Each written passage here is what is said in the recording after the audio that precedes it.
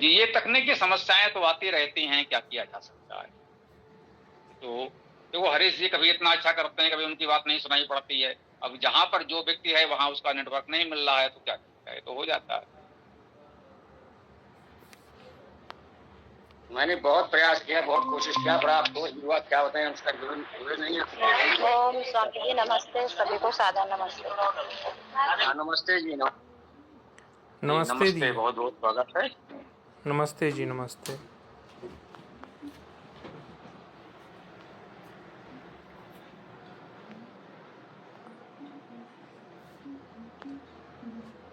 तो समय तो हो गया स्वामी जी, लेकिन कुछ ही लोग जुड़े हैं। इन लोग को तो रोज़ ग्रुप में बताया जाता है कि भाई 5 मिनट पहले जुड़ जाओ, लेकिन ये लोग मानते नहीं हैं, आते ही नहीं 5 मिनट पहले।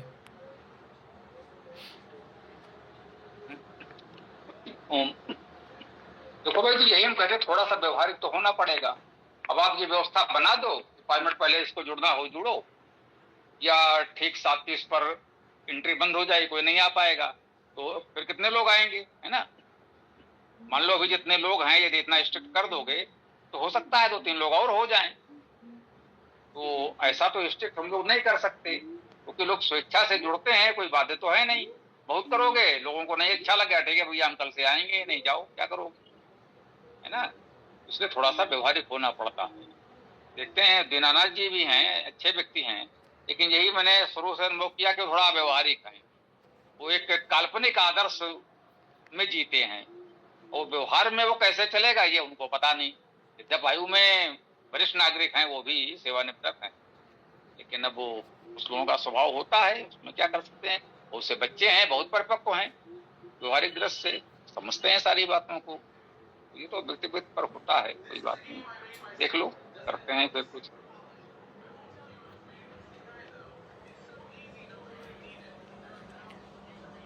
तो आदरणीय श्री पीसी सिंह जी, आपने वो पुस्तक मंगाई, वो अपनी जैन अवस्था वाली?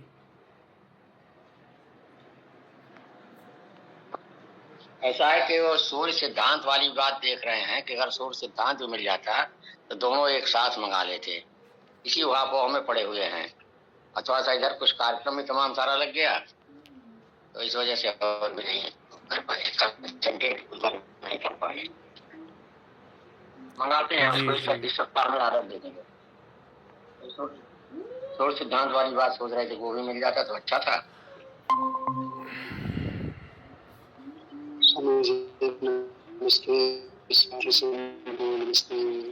नमस्ते जी। नमस्ते नमस्ते। नमस्ते जी। नमस्ते।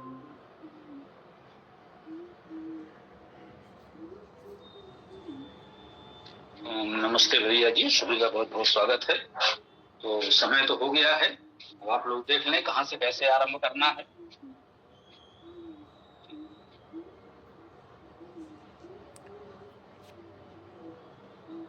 अरे आज रविवार है, मैं भूल गया था। रविवार को तो उन्मुक्त सत्र रहता है ना, मैं सोच रहा था कि वो मंत्र का होगा, सॉरी। चलो ठीक है, तो जैसा चाहें तो बात आरंभ कर सकते हैं, जो भी ठीक लगे।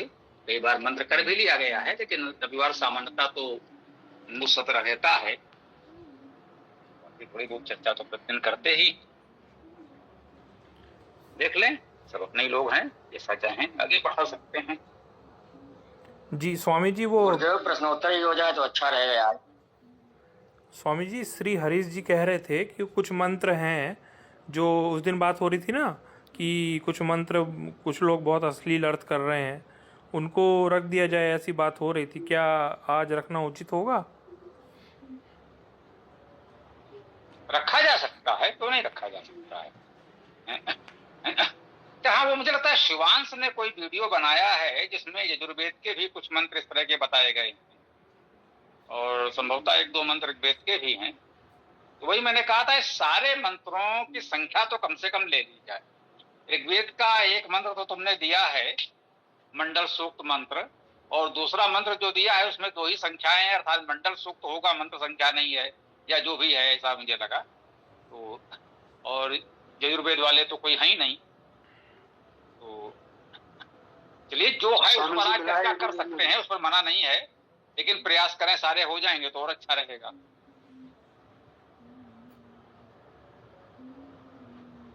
जी हरीश जी, आप कुछ कह रहे थे, बताएं।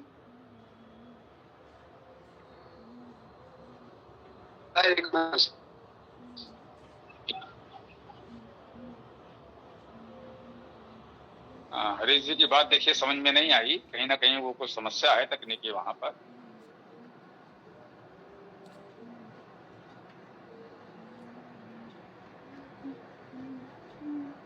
यजुर्वेद में नवम अध्याय का 7वां मंत्र मिला है। यजुर्वेद में कौन सा मंत्र? नवम अध्याय का 7वां, 9वें का 7वां, वातो वा मनो वा गंधर्वा। नवम अध्याय का 7वां मंत्र, ये वाला।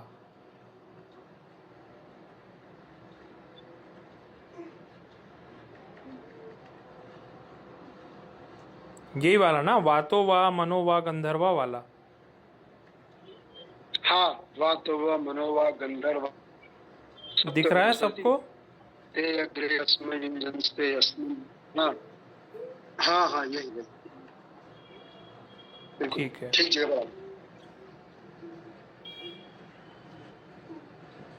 ठीक है, तो ये मंत्र देख लीजिए।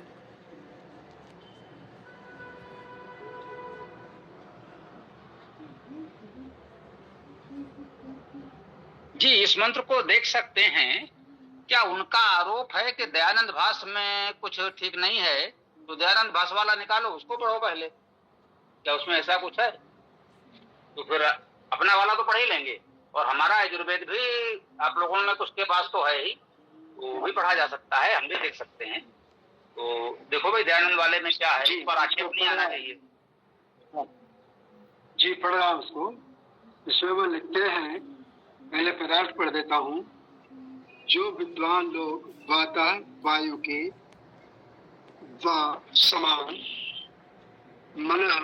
मन के व समतुल्य और जैसे 27 गंधर्वा वायु इंद्रिय और भूतों के कारण करने हारे अग्निम अस्मिन इस जगत में अग्नि पहले अश्वम व्यापकता और वेगादि गुणों को अरियुंजन संयुक्त करते हैं, ते वे ही जवम उत्तम वेग को अदाधो धारण करते हैं। अब इसका भावार्थ पढ़ता हूँ।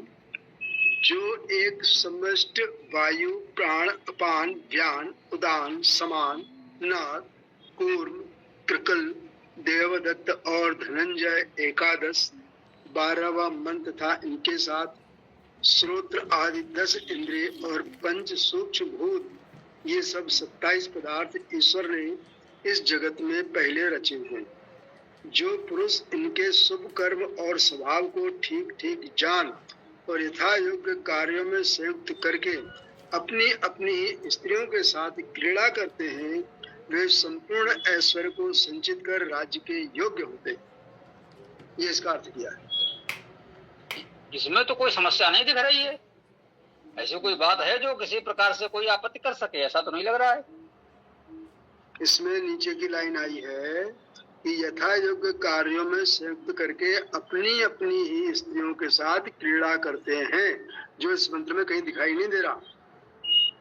नहीं, वो तो एक सामान्य समस्या है। देखिए, इसमें तो हमें नहीं पढ़ना, दो बातें अलग अलग है, ठीक है ना।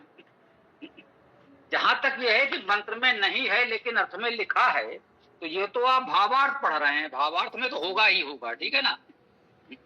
भावार्थ में तो हम कहते हैं 100% मंत्रों में, ठीक है ना।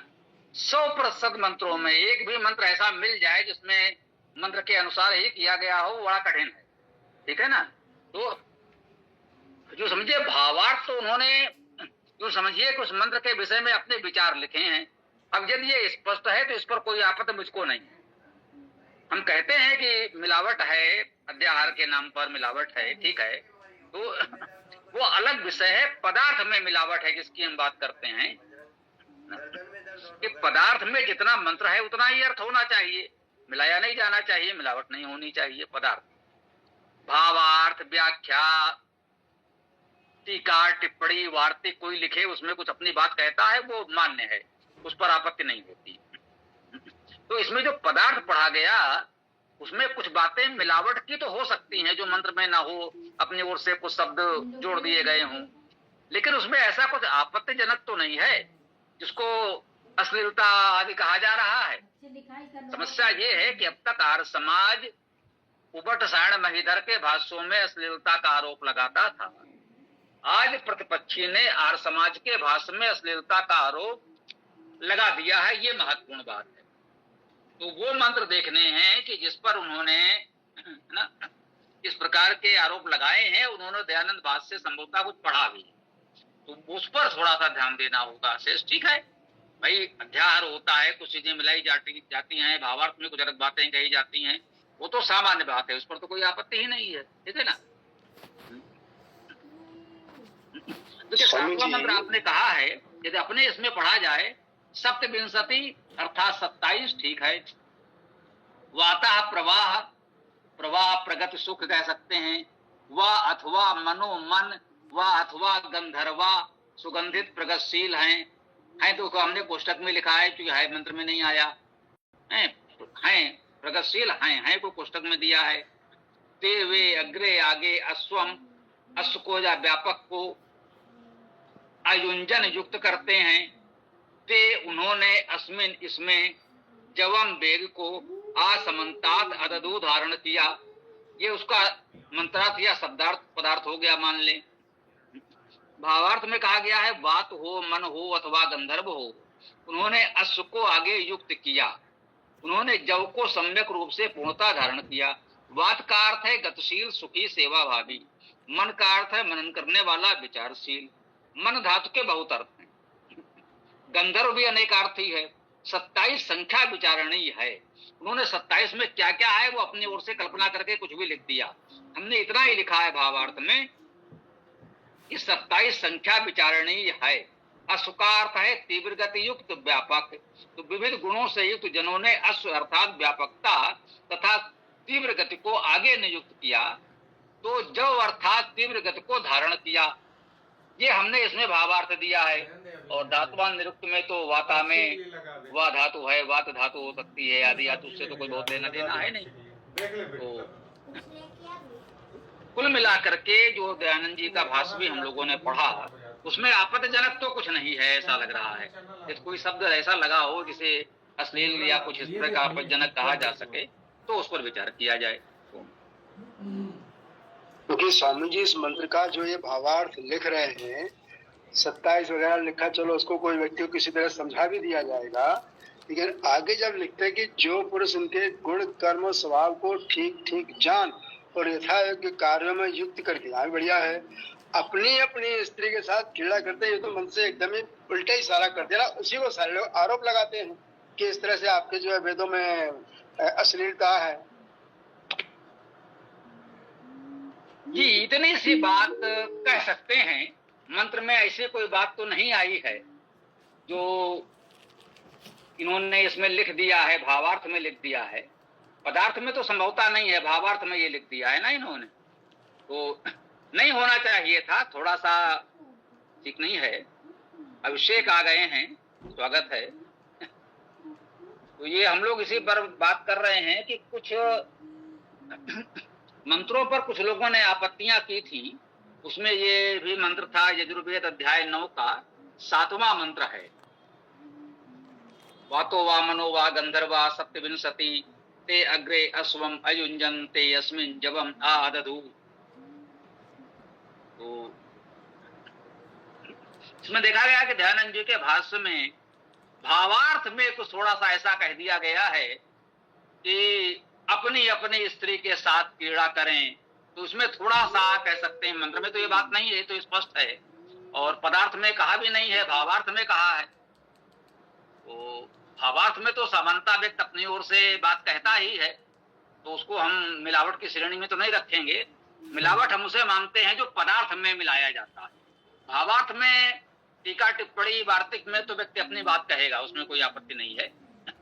लेकिन अब ये इस तरह की बात करना कि अपनी स्त्री के साथ क्रीड़ा करते हैं, वे संपूर्ण ऐश्वर्य को संचित कर राज्य के योग्य होते हैं, तो ये बात मंत्र में नहीं है। तो कुछ प्रतिपक्षी ये कह सकते हैं कि भाई हाँ, मंत्र में तो ऐसी कोई बात थी नहीं, अनावश्यक आपको अपनी अपनी स्त्री के साथ क्रीड़ा करने जैसी बात, ये आपका मनोविकार है, मंत्र में नहीं लाना चाहिए था, मंत्र के भावार्थ में भी नहीं लाना चाहिए था।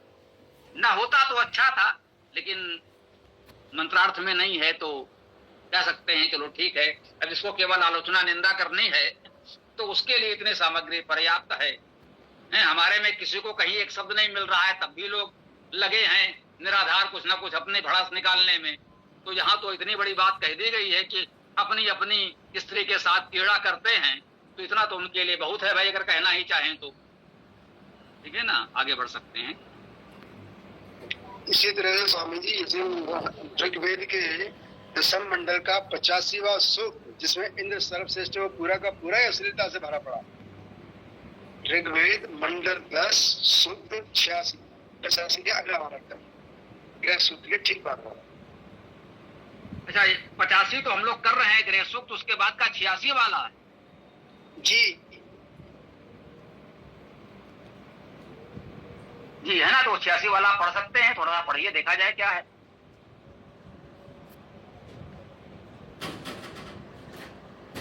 मैं पढ़ दूं? जी जी संभव है, पढ़िए, मैं लाता हूँ पुस्तक। पूरा का पूरा सूक्त ही संशय में है। जी जी जी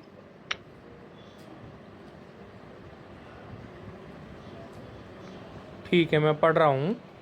वीहि सोतो रसृक्षक नेन्द्रम देवम अमंसत यत्रामदद वृषा कपिरय्यः पुष्टेषु मत्सखा विश्वस्मादिद इंद्र उत्तरा। ये पहला मंत्र है। इसका हिंदी अनुवाद मैं किसका पढ़ दूँ? हरिशरण सिद्धांत अलंकार जी का पढ़ देता हूँ। विषय है प्रभु मित्रता में आनंद ही निश्चय। नहीं भाई, दयानंद जी का पढ़ना है। आपत्ति तो दयानंद जी वाले भाष्य पर हो रही ना। सबसे बड़ी बात यह है कि दयानंद भाष्य पर अश्लीलता का आरोप, हमें उसका अर्थ नहीं जानना है, वो तो सब जानते हैं, वो आप कहीं से भी जाने, समझ रहे ना। समस्या है दयानंद भाष्य पर अश्लीलता का आरोप, इसलिए दयानंद भाष्य ही पढ़ना पड़ेगा जी। ये तो मंडल 10 का है ना जी, मंडल 10 86 सूक्त 6। अच्छा, तो मंडल 10 का तो भाष्य है ही नहीं महर्षि दयानंद जी का।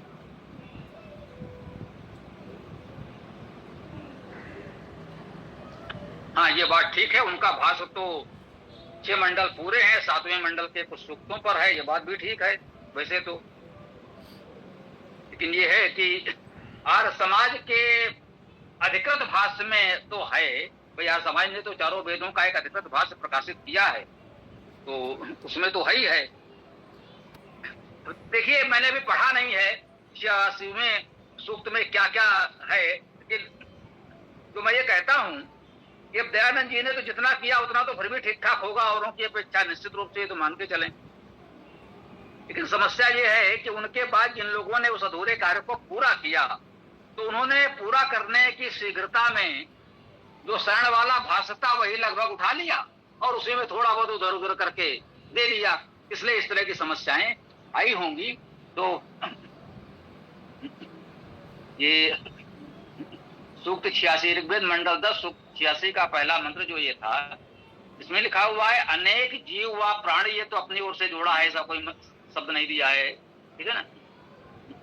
फिर कह रहे हैं सो तो अर्थात जगत के उत्पादक प्रभु से ही, ठीक है, उत्पादक से भी असृक्षत शरीर आदि में उत्पन्न किए जाते हैं। परंतु देखिए, भी असृक्षत का अर्थ उत्पन्न किया ये तो हो सकता है, शरीर आदि में ये मिलावट है, परंतु भी मिलावट है। उत्पन्न किया को उत्पन्न किए जाते हैं, ये तो वेद में चलेगा। देवम महान देव, देवम का अर्थ हुआ देव को, महान लगाने की आवश्यकता नहीं है, जो देव है वो तो महान होगा ही होगा। इंद्रम अर्थात ऐश्वर्यशाली को, ये ठीक है, परमेश्वरवान कहते हैं, ऐश्वर्यशाली कह सकते हैं, कोई बात नहीं। यहाँ लिखा है उस ऐश्वर्यशाली भगवान को, ये उस और भगवान की आवश्यकता नहीं थी न, न। इसके पश्चात है ना नहीं, अमंसत मानते और जानते हैं, ठीक है, मन धातु है, मानने से जानने से भी ठीक है। यत्र जहां पर वृषा कपि ही, देखिए वृषा कपि का अर्थ जीवात्मा कर दिया गया, यह निश्चित रूप से भ्रामक है। वृषा कपि का अर्थ जीवात्मा तो नहीं हो सकता, भाई जीवात्मा होता तो जीवात्मा ही लिख सकते थे। वृषा कपि का अर्थ जीवात्मा तो किसी प्रकार से हो ही नहीं सकता, ये तो तय है ना। वृषा का अर्थ हुआ पराक्रमी या वर्षा करने वाला, वृष धातु है, वृषा स्पष्ट दिख रहा है, तो जो वर्षा करता है, अभिसिंचन करता है वो वृषा, या वृष धातु का अर्थ एक समर्थ शक्तिशाली होना, पराक्रम करना भी होता है। तो हम इसका अर्थ कह सकते हैं पराक्रमी कपि। कपि का अर्थ है कंपन करने वाला, शत्रुओं को कपाने वाला, ऐसा अर्थ लेते हैं कि हनुमान जी कपि थे, वो शत्रुओं को कपा देते थे। एक वीर योद्धा है, जब वो युद्ध में उतरेगा तो शत्रु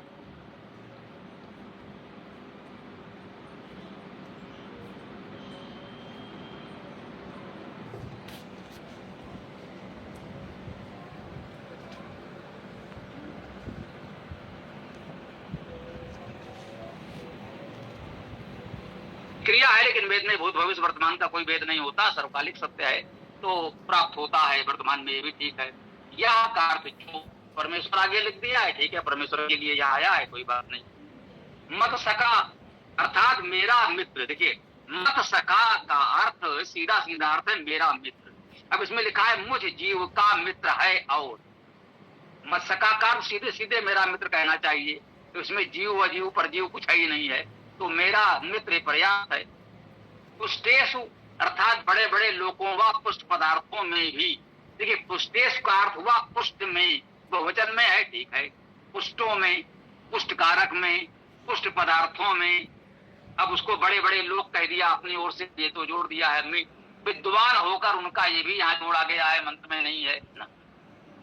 अर्या का अर्थ स्वामी लिखा है, अर्या का अर्थ स्वामी शब्दसार्थ तो नहीं होगा, लेकिन भावार्थ ले लिया है किसी रूप में।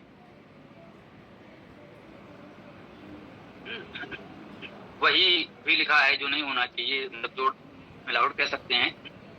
इंद्रा का अर्थ यहाँ परमेश्वरवान किया है, बिल्कुल स्पष्ट देखिए, है ना, शब्द आया इंद्रा, उसका अर्थ लिखा हुआ परमेश्वरवान, प्रभु जोड़ दिया है, उसी कोई आवश्यकता नहीं थी। इंद्र का अर्थ परमेश्वरवान, तो परमेश्वर है ही, उसमें प्रभु लिखने की कोई आवश्यकता नहीं थी।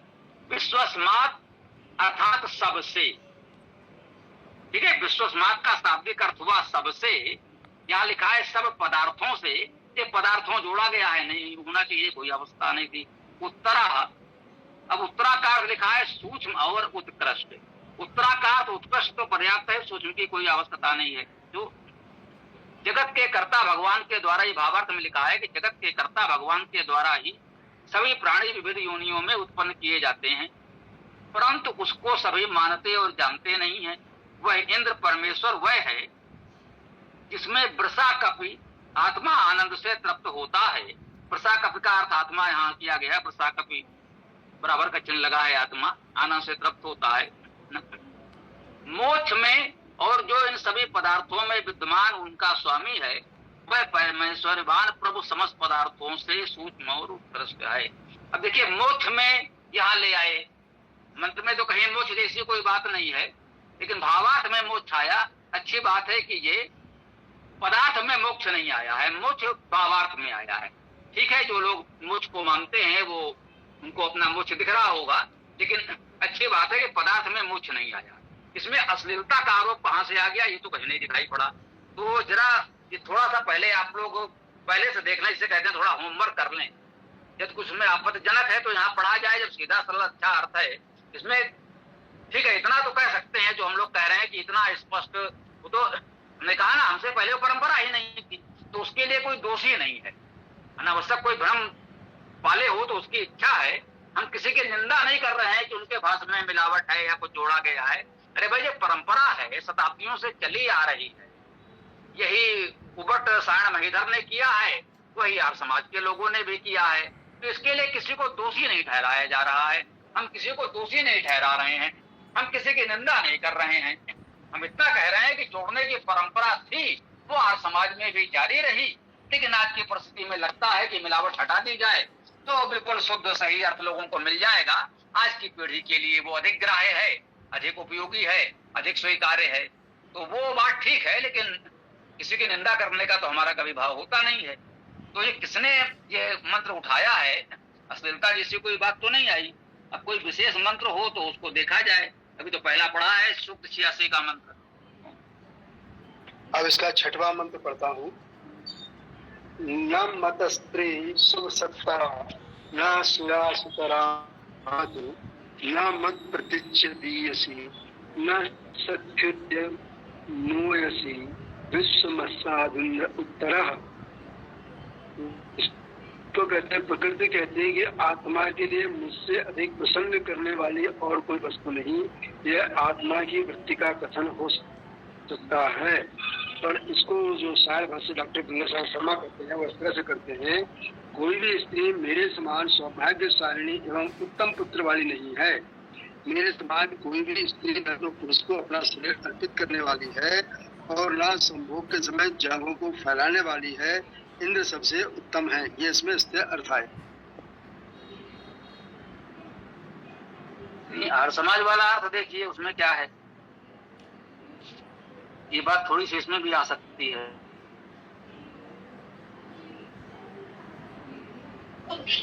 गुरुदेव, क्या मैं पढ़ूं क्या? जी पढ़िए। बस एक मिनट, एक मिनट।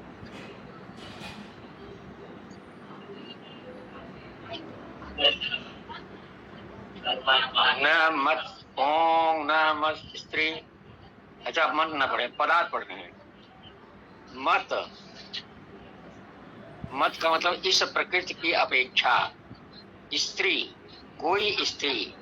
सुम सप्तरा, सुम सत्रा, कांति वाली, न नहीं। सोया सुतरा, शीघ्र संग करने वाली, भुवत है। न तो मत, इससे अधिक। प्रतीच्य वीयसी, पति के पास अधिक जाने वाली, और न नहीं। सकी, जांग को उद्यमी उठाकर आसक्त करने वाली है। इंद्र परम ऐश्वर्यवान प्रभु, समस्त पदार्थों से उत्तर सूक्ष्म और उत्कृष्ट है। उसका पदार्थ है। इस प्रकृति की अपेक्षा अन्य कोई भी स्त्री न अधिक कांति वाली है, न शीघ्र संग करने वाली है, न पति के पास अधिक जाने वाली और आसक्त करने वाली है। अर्थात यह जीव को अपने भोगों में फंसाने वाली है। परम ऐश्वर्यवान प्रभु सब पदार्थों से सूक्ष्म और उत्कृष्ट है। धन्यवाद। हाँ, प्रतिपक्षियों के लिए इसमें थोड़ी सामग्री तो है। जो कह रहे हैं जांग को उठाकर आसक्त करने वाली है, पति के पास अधिक जाने वाली है, तो निश्चित रूप से ये वेद की गरिमा के अनुकूल तो नहीं है। वेद का जो स्तर है उसमें इस तरह की बातें तो नहीं होनी चाहिए, है ना। पति के पास अधिक जाने वाली, जांग को उठाकर आसक्त करने वाली, ये तो निश्चित रूप से व्यर्थ की बात है। भारत समाज के भाष्य में है कि जिसको लेकर के कोई आपत्ति कर रहा होगा तो नकार भी नहीं सकते कि हाँ भैया वो उसको हमने एक अवसर दे दिया है इसलिए वो कह रहा है। तो इस तरह की बातें तो नहीं होना चाहिए। अब मत का अर्थ है मुझसे, इन्होंने थोड़ा बचाने के प्रयास में लिखा है इस प्रकृति की अपेक्षा। तो इसमें कहीं प्रकृति तो है ही नहीं। मत सर्वनाम शब्द है, सीधा सीधा अर्थ इसका एक शब्द में मत अर्थात मुझसे। स्त्री, स्त्री ठीक है, कोई लगाने की भी कोई आवश्यकता नहीं थी। शेष तो खैर जो कुछ है वो ही है। तो इतना ही कह रहे हैं, मैंने कुछ अपनी ओर से जो जोड़ा जाता है उसी में कुछ अधिक हो जाती है। अब प्रति के भी इसी का अर्थ है पति के पास अधिक जाने वाली। तो यहाँ तो कहीं पति नहीं है।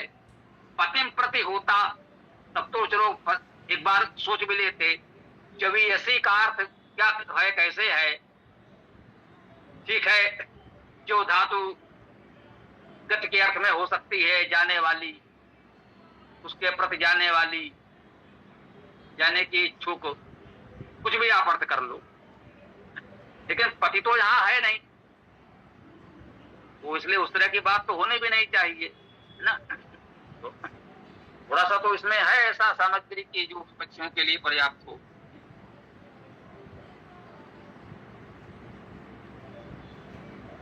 गुरुदेव इसमें प्रति है, प्रति पति नहीं है, प्रति है।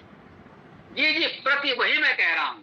यदि होता पतिम प्रति तो कहा जा सकता था पति के प्रति या पति के पास जाने वाले। इसमें पतिम है ही नहीं, केवल प्रति है, तो फिर यहाँ पर पति को लाने की कोई आवश्यकता नहीं। ठीक है ना, हम भी यही कहना चाहते।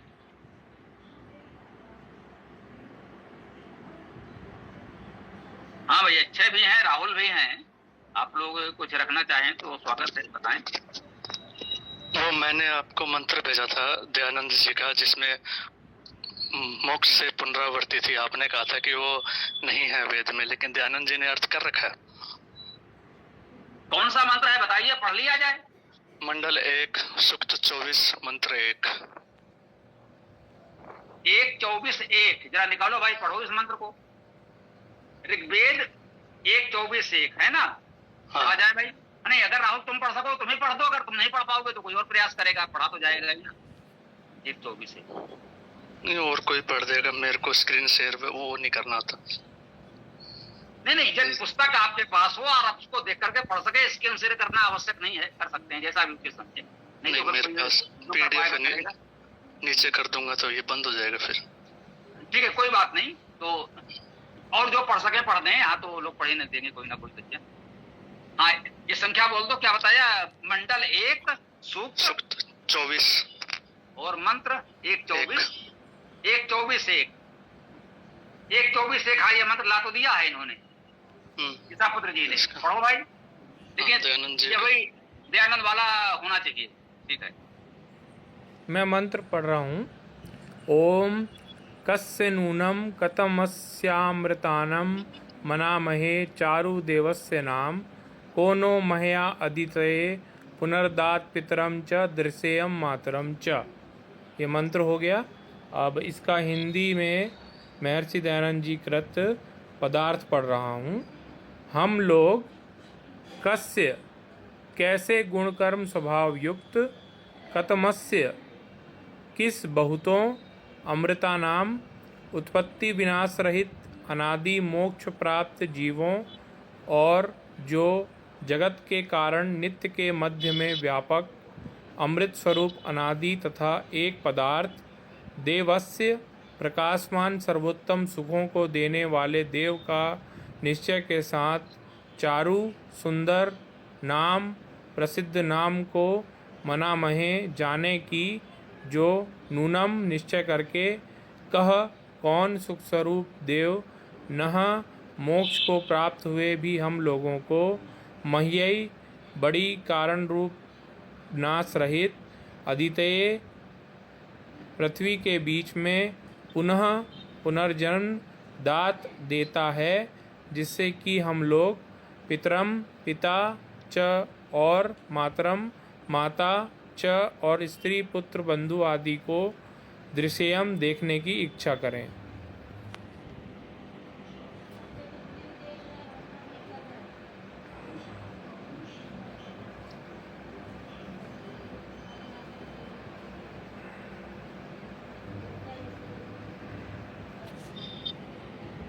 जी स्वामी जी, पढ़ लिया।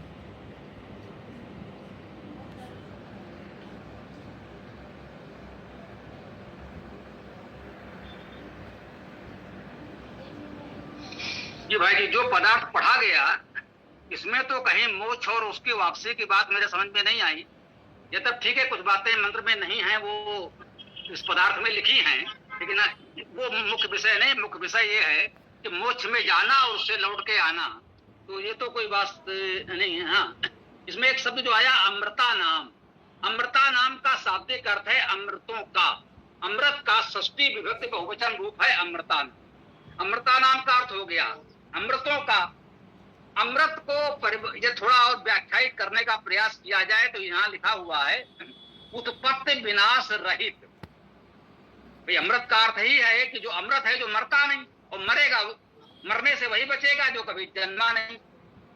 जो जन्मेगा वो मरेगा, तो उसको थोड़ा व्याख्यायित करने का प्रयास किया है। उत्पत्ति विनाश रहित अमृत का शब्दार्थ किया है, एक तरह से उसकी व्याख्या की है। यहाँ तक तो ठीक है। हाँ, इसके आगे जो लिखा है, अनादि मोक्ष प्राप्त जीवों और जो जगत के कारण नित्य के मध्य में व्यापक अमृत स्वरूप अनादि तथा एक पदार्थ, इतना तो पूरा मिलावट है, जोड़ा गया है ना। नहीं, मिलावट कैसे कोई कह लेना सकते देना हैं? नहीं है कैसे कह सकते हैं मिलावट, कैसे कह सकते हैं? भैया जी। इस तरह तो बात नहीं हो पाएगी ना, एक बात पूरी हो जाए तब आप अपनी नहीं, बात कहें। भावार्थ में भी तो है बोलेंगे ना, तो बात नहीं हो पाएगी ना। संस्कृत भावार्थ में भी तो है ना, मुक्ति प्रतस्य पुनर्मता पित्रो सक्सातम पुनर्जन्म शरीरम। बोलेंगे तो बात नहीं हो पाएगी, फिर आपकी इच्छा है, आप हमारे विरोध में प्रचार करते रहिए। जी जी जी, बोलिए। है ना, इतना तो भाई होता है कि एक बात पूरी हो जाए तो जब आप बोलेंगे तो बीच में कोई टोकेगा नहीं आपको। जी जी जी, ठीक है, तो हम जो कहना चाहते हैं वो भाव समझिए पहले, ठीक है ना। हम कह रहे हैं कि मंत्र में क्या है क्या नहीं है। यदि भाष्य में लिखा है तो हमें कोई आपत्ति नहीं, हम कहेंगे हाँ भाष्य में लिखा है। जिसे हम आपको बता रहे ना, अमृता नाम का शाब्दिक अर्थ क्या हुआ। जो साधारण सा विद्यार्थी है संस्कृत का, वो जानता है अमृता नाम अमृत शब्द है या प्रातिपदिक है, उसका षष्ठी विभक्त बहुवचन अमृता नाम है। इसका अर्थ हुआ अमृतों का। अब अमृतों का कहने में किसी भी प्रकार से अनादि मोक्ष प्राप्त जीवों और जगत के कारण नित्य के मध्य में व्यापक अमृत स्वरूप अनाद तथा एक पदार्थ, ये सब तो अमृता नाम का अर्थ तो नहीं हो सकता ना। इसे हम कहते हैं अर्थ में मिलावट है तो है, ठीक है ना। अब वो संस्कृत भाषा में लिखा हो, हिंदी में लिखा हो, कहीं लिखा हो, लेकिन ये वेद के मंत्र में नहीं है। मंत्र है केवल अमृता नाम, इसका अर्थ हुआ अमृतों का। अब आप बोलिए। मैं कह रहा हूँ कि आप मिलावट कह रहे हैं, लेकिन दयानंद जी ने सत्यार्थ प्रकाश में भी पुनरावृत्ति मानी है। यहाँ पर भावार्थ में भी है, मुक्ति प्रतस्य पुनर्मिता प्यो सक्सातस्य पुनर्जन्मामि शरीरम धारिमेति, अर्थात मुक्ति को प्राप्त होकर फिर हम लोगों को माता पिता से दूसरे जन्म में शरीर को धारण करता है। यहाँ भावार्थ में भी है, पदार्थ में भी है, संस्कृत में भी है, सत्यार्थ प्रकाश में भी। आप मिलावट का आधार क्या है, कोई प्रमाण दे सकते हैं मिलावट होगी? जी, अब आप माइक बंद करेंगे? इनका उत्तर दे दूं? रुक जाइए है ना। राहुल जी अभी नए जुड़े हैं, राहुल जी हम आपसे अनुरोध करेंगे थोड़ा सा धैर्य कर से कुछ समझ जुड़ें। मिलावट का जो आधार प्रमाण की बात कर रहे हैं, मिलावट का हमारा कॉन्सेप्ट क्या है पहले वो समझ लीजिए, फिर आप उससे सहमत या असहमत हो सकते हैं, वो आपका अधिकार है, ठीक है ना। जो बात मंत्र में नहीं है, मंत्र में जिसके लिए कोई शब्द नहीं है, वो बात यदि पदार्थ में कही गई हो, भावार्थ में कही गई हो, कहीं कही गई, तो हम केवल इतना कहना चाहते हैं कि मंत्र में ये बात नहीं है। जो इस बात के लिए मंत्र में कोई शब्द नहीं आया है, लेकिन उसका भाष्य करते समय ये बात कहा गया है। हम ये कहना चाहते हैं, महर्षि का पूरा सम्मान है, दयानंद जी का हम सब लोग पूरा सम्मान करते हैं, लेकिन जैसे आपने कहा दयानंद जी मोक्ष को मानते हैं, मोक्ष से पुनरावृत्ति को मानते हैं, इसमें कहीं कोई संदेह नहीं है। सत्यार्थ प्रकाश में भी कहा है, आपकी बात ये पूरी तरह सत्य है, हम सब मानते हैं कि सत्यार्थ प्रकाश में भी ये बात कही गई है। यहाँ जैसा कि आप कह रहे हैं कि इसमें हाँ देखिए शब्द है इसमें पुनः, उसका अर्थ कर दिया गया पुनर्जन्म। हम कहेंगे नहीं, पुनः का अर्थ पुनः ही होना चाहिए, पुनर्जन्म नहीं होना चाहिए। इसको हम लोग कहते हैं भाई अपनी ओर से जोड़ा गया है, तो इससे कहीं कहीं अर्थ भटक जाता है। हाँ, व्यक्ति की अपनी भावना, दयानंद जी मानते हैं, उस पर हमें कोई आपत्ति नहीं है ना। जो इसमें कहा गया है कि एक जन्म से दूसरे जन्म का संपादन करता भावार्थ में, और अमृत व आनंद के कराने वाले मुक्त को प्राप्त होकर भी फिर हम लोगों को माता पिता से दूसरे जन्म में शरीर को धारण कराता है। ये बिल्कुल लिखा है, हम कहाँ मना कर रहे हैं, हम भी वही पढ़ रहे हैं जो लिखा हुआ है, आपके सामने स्क्रीन पर भी वही दिख रहा है, ठीक है ना। तो हम लोगों के बात कहने में कहीं कोई चूक नहीं है, जो लिखा है वो बिल्कुल दिख रहा है, वही पढ़ा जा रहा है। हम केवल इतना निवेदन कर रहे हैं कि ये बात मंत्र में नहीं है, मंत्र में कोई शब्द ऐसा नहीं है जिसका ये अर्थ किया जा सके। भाष्यकार ने लिखा है, बिल्कुल लिखा है, दयानंद जी के भाष्य में है, बिल्कुल है। हम विनम्रता से सर झुकाकर स्वीकार करते हैं कि दयानंद जी के भाष्य में ये बात कही गई है, सत्यार्थ प्रकाश में भी कही गई है, अन्यत्र भी अन्य ग्रंथों में आया होगा, दयानंद जी के भाषण प्रवचन में भी आया होगा। हम विनम्रता से स्वीकार करते हैं। हम केवल ये कह रहे हैं कि वेद मंत्र में नहीं है, भाष्य में है, इसे हम स्वीकार करते हैं। अब आप लोग आगे कोई भी अपनी बात रख सकते हैं। जी एक मिनट, राहुल जी। तो ये मंत्र जो है ऋग्वेद आदि भाष्य भूमिका के पुनर्जन्म प्रकरण में भी आया हुआ है, और इस मंत्र को डॉक्टर गंगा सहाय शर्मा व्याकरणाचार्य जी जो हैं उनकी पुस्तक से पढ़ रहा हूँ। वो लिखते हैं, मैं देवताओं में से किस श्रेणी के किस देवता का सुंदर नाम पुकारूं? कौन देवता मुझ मरने वाले को इस विशाल धरती पर रहने देगा, जिससे मैं अपने माता पिता को देख सकूं? ये उन्होंने किया, इसमें भी कहीं मोक्ष नहीं आया।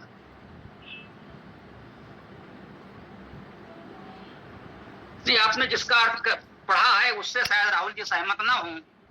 क्यों भाई राहुल जी, इन्होंने पढ़ा तो किसी और का अर्थ पढ़ दिया। हम लोग अभी दयानंद जी की बात कर रहे थे, तो राहुल जी आप बताएं। मैं तो केवल इतना कहना चाहूंगा कि दयानंद जी को व्याकरण आता था, धातु भी आता था। दयानंद जी की आदि भाष्य भूमिका में खुद कह रहे हैं कि मैं ब्राह्मण ग्रंथों और व्याकरण आदि के आधार को पर अर्थ करूंगा, और आप कह रहे हैं कि मंत्र में है ही नहीं, तो क्या दयानंद जी से गलती होगी? फिर ये समझ में नहीं आता। जी, ये प्रश्न आपका ठीक है। हाँ, ये रखिएगा, आपकी बात पूरी हो जाए तब आप माइक बंद करें। बात पूरी कर लें, बीच में कोई नहीं टोकता, ठीक है? यदि आपका ये प्रश्न है, कुछ कहना चाहे ना तो बोल दीजिए, हम मत करें। यही प्रश्न था। जी, आपकी बात पूरी हो गई तो उस पर देखिए हमारा निवेदन जो है वो सुन लें, ठीक है? बात व्यक्ति की नहीं है। जहां तक दयानंद जी की बात है, हम जाने कितनी बार इस गोष्ठी में कहे होंगे प्रसंग आने पर कि दयानंद जी के जो सहायक सहयोगी थे, निश्चित रूप से वो भी हमसे बहुत अधिक विद्वान रहे।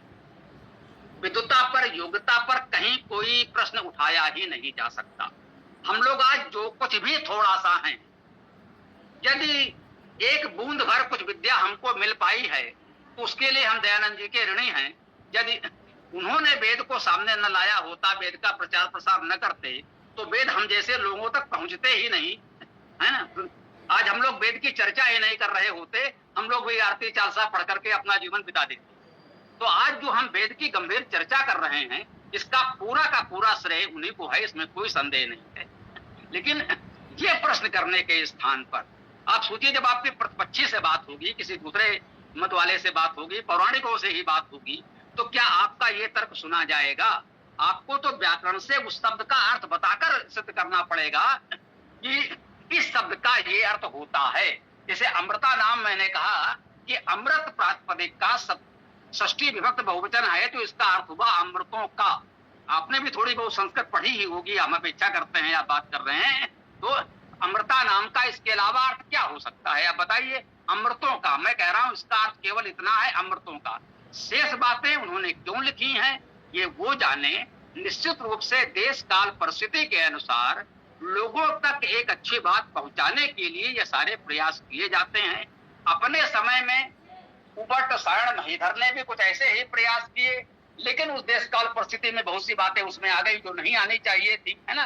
तो जो आपत्तिजनक है, जिसके कारण हम उनके अर्थों को भी सार्वजनिक रूप से नहीं पढ़ सकते हैं, समस्याएं हैं।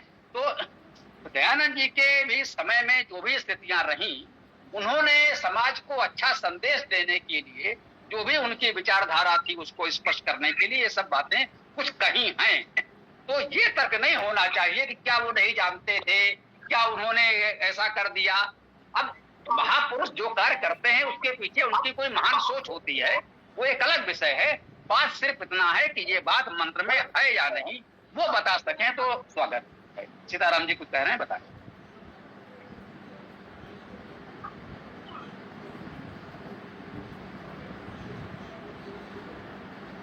सीताराम जी ने तो माइक बंद कर दिया, आगे जो भी चाहे अपनी बात रख सकते हैं, स्वागत है।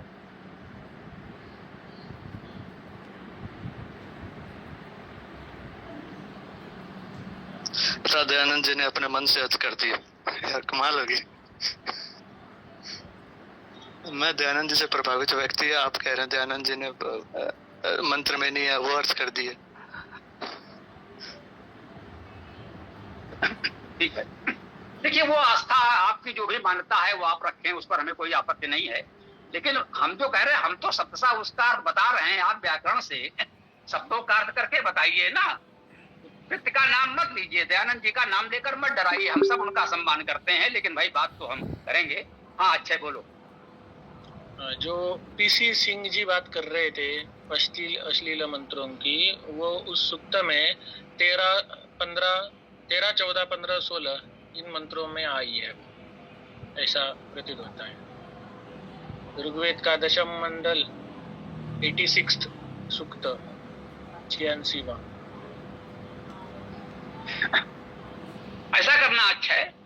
ये इन जो भी मंत्र बता रहे हो ना, इसकी मंत्र संख्या हमको पर्सनल में ही सही लिख देना। ग्रुप में हो सकता है हम ना देख पाए, क्योंकि बहुत वहाँ चर्चा चलती है लंबी, तो व्यक्तिगत में हमको उन मंत्रों की संख्या लिख देना और प्रयास करना कि समय से जुड़ो तो उसकी बात कर सकें। आज हम उसी पर चर्चा करने वाले थे, थोड़ी सी करी, लेकिन एक तो समय से लोग जुड़ नहीं पाए, और अब जैसे एक दूसरी बात भी आ गई, वो सज्जन आ गए, राहुल जी आ गए, तो हमें तो सबकी सुननी है ना। हमारे साथ वो लोग जुड़े हैं जो हमसे विचारों में असहमत भी हैं, तो यहाँ ऐसा तो नहीं है कोई हमसे असहमत है तो बिल्कुल उसको जो भी बस शिष्टाचार शालीनता से अपनी बात रखें, स्वागत है, लेकिन तर्क और प्रमाण के साथ बात करें और एक शिष्टा शालीनता के साथ बात करें। हम सबका पक्ष सुनेंगे, आप हमारी बात मानने के लिए बाध्य नहीं है, लेकिन विचार करें। हम लोग यही कह रहे हैं कि शब्द सा अर्थ क्या है उसको सीख जानकर आए। केवल ये कि दयानंद जी ने कह दिया है इसलिए सही है, तो वो कहेंगे शरण ने लिख दिया है इसलिए सही है, तो ये तो कोई लॉजिक नहीं होगा। वो फिर अपने अड़े रहेंगे कि भैया जब शरण जी ने कर दिया था तो दयानंद को करने की आवश्यकता क्या थी, वही ठीक है। हम कहते हैं नहीं, जो उन्होंने अपने समय में किया उबड़ सायण महीधर ने बहुत अच्छा किया होगा, लेकिन वो समय के साथ ऐसा हो गया था कि वो व्यवहारिक नहीं रह गया था। दयानंद जी ने उसमें परिष्कार किया, सुधार किया, संशोधन किया और उससे अच्छा करके हमको दिया। इसके लिए हम उसके आभारी हैं, दयानंद जी को मानते हैं कि पहले से अच्छा किया।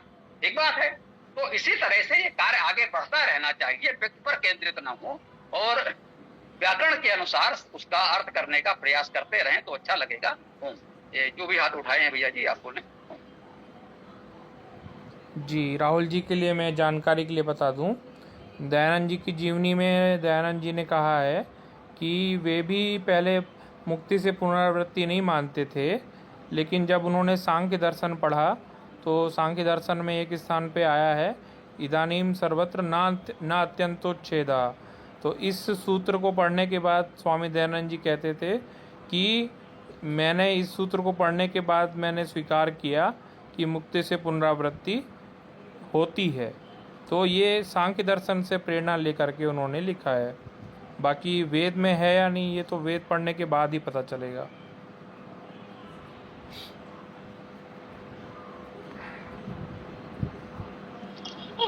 कल एक और बात थी कि क्या जो ब्राह्मण ग्रंथ है वो वेद है या नहीं, इसके ऊपर भी था। मंत्रों में आया है कि जो ब्राह्मण भाग है वो भी ईश्वरीय द्वारा दिए गए हैं। दयानंद जी ने भी कहा है कि जो अर्थ है वो भी जनाया था ईश्वर ने, तो जो ब्राह्मण ग्रंथ है वो असल में अर्थ ही है, यानी ईश्वर द्वारा ही दिए गए हैं। तो इसके ऊपर कुछ विचार, टिप्पणियां और मंत्र भी दे सकता हूँ अथर्ववेद का। ये बहुत सुंदर, इस तरह से हम लोग बात करेंगे तो अच्छा लगेगा। मैं यही कहूंगा राहुल जी, कुछ दिन आप जुड़े रहें तो कुछ तालमेल बन जाएगा हमारा आपका, ऐसी बात नहीं है ना। फिर भी कुछ विषयों पर मतभेद बने रह सकते हैं, फिर भी हम साथ रह सकते हैं। मुख्य हमारा विचार जान लीजिए कि वेद को मानने वाले सब वैदिक है, वो अपने हैं। अन्य विषयों पर मतभेद हो सकते हैं, कोई साकार को माने, निराकार को माने, अद्वैत को माने, त्रैत को माने, या कोई भी विषय हो, तो उस पर मतभेद के बाद भी हम सब वेद को मानने वाले हैं, इसलिए साथ रहेंगे। तो ये जो दूसरी बात आपने उठाई कि ब्राह्मण ग्रंथ वेद में माने जाएं या ना माने जाएं, ठीक है, जो इसमें मेरा भाव है वो थोड़ा कह सकते हैं एक मध्यमार्गी है। मेरी जानकारी में ये है कि जो प्रसिद्ध काशी शास्त्रार्थ कहा जाता है, आर्य समाज में बहुत प्रसिद्ध है कि काशी में कोई ऐतिहासिक शास्त्रार्थ हुआ था। उस शास्त्रार्थ का क्या परिणाम निकला, आर्य समाजी कहते हैं कि दयानंद जी ने सारे काशी के पंडितों को पराजित किया। वो पक्ष अभी भी नहीं मानता कि दयानंद जी ने पराजित किया था, वो मानते हैं कि वही विजयी रहे। वो एक अलग विषय है, मैं उस पर नहीं जा रहा हूं। मैं जिस ओर आपका ध्यान आकर्षित करना चाहता हूं, और समाजी इसको थोड़ा ध्यान से देखें कि ना, उस शास्त्रार्थ में महर्षि ये मानकर चल रहे थे, दयानंद जी की मान्यता थी उस शास्त्रार्थ के समय कि मंत्र ब्राह्मणयो वेद नाम थेयम। उस समय तक दयानंद जी ये मानते थे कि मंत्र और ब्राह्मण को मिलाकर वेद कहा जाता है। ये स्वीकार करने में मुझे कोई आपत्ति नहीं है, ठीक है ना। वो लिखत पढ़त में पुस्तकें, उसका पूरा विवरण उपलब्ध है।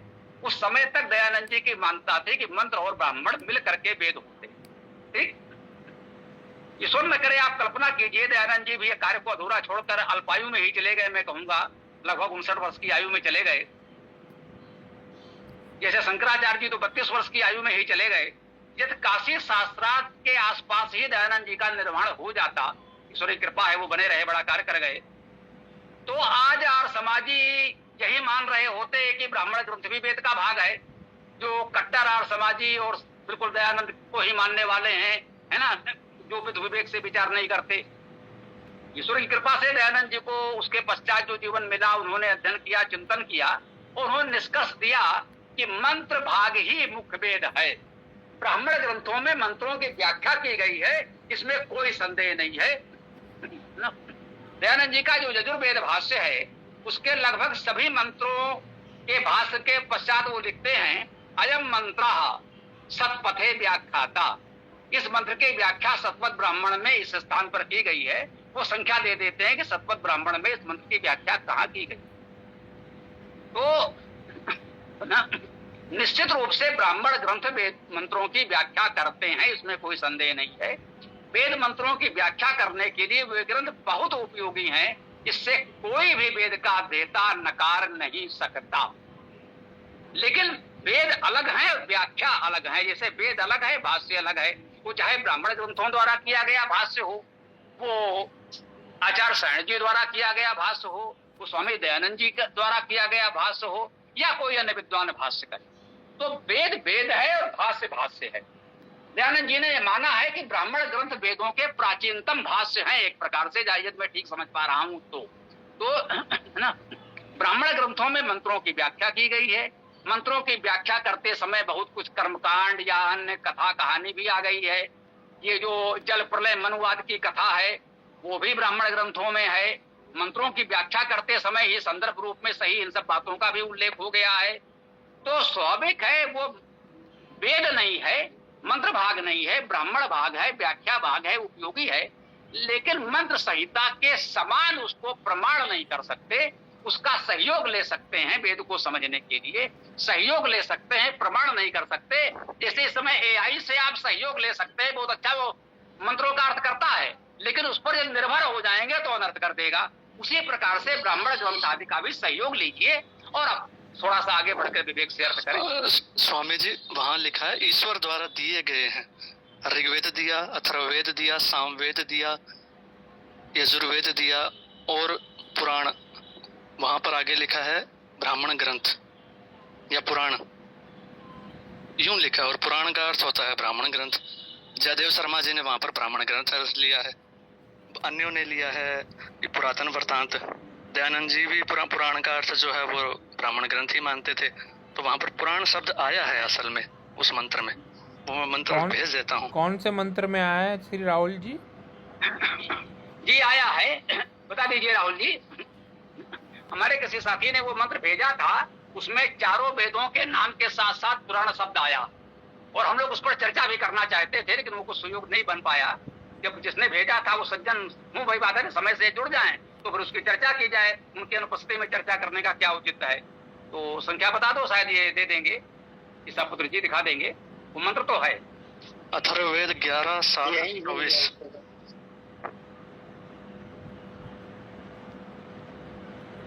यही हूँ मैं स्वामी जी, जुड़ा हुआ हूँ। अथर्ववेद 11:7। चलिए राहुल जी ने वो मंत्र ले लिया, कोई बात नहीं। सत्य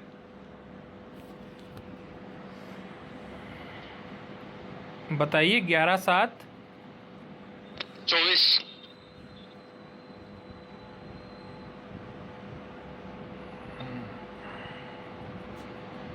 यही वाला ना?